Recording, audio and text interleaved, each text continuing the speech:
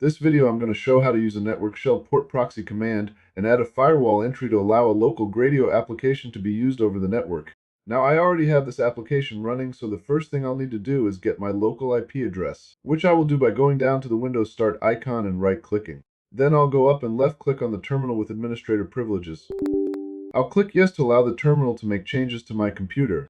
Now I'll type in ipconfig and hit enter, which will give me my local IPv4 address, so I can copy by highlighting the address and simply right-clicking.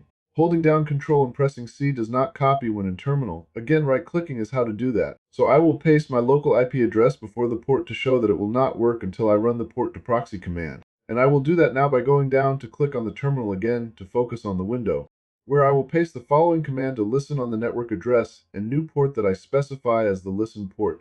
So after doing that, I will copy my local IPv4 address again and try pasting it along with the new port in the browser.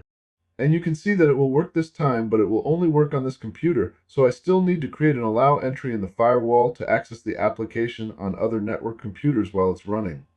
I will do that now by going down to click on the Windows Start icon and then going up to the search, where I will start typing firewall until I see Windows Defender Firewall with Advanced Security, which I will then click on to open up the window, where I will go over to click on Inbound Rules and then over to New Rule.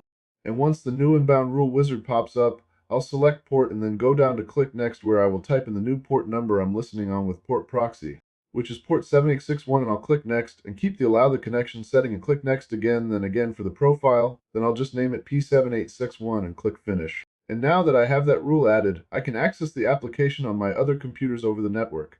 So if you should ever decide that you want to remove the port proxy, all you need to do is run this command and it will stop listening on the network IP and port you set. You can see that now if I click refresh to try to access the application with my network address, it will show that this site can't be reached message. So the last thing that I want to show is what happens if you try to run the network shell commands in the terminal without administrator privileges. You can see that the command won't run and will inform you that it needs to be run as an administrator. Hopefully this video has helped, and feel free to ask any questions that you still may have in the comments. Thank you for watching, and please like and subscribe for more quick and on-point videos.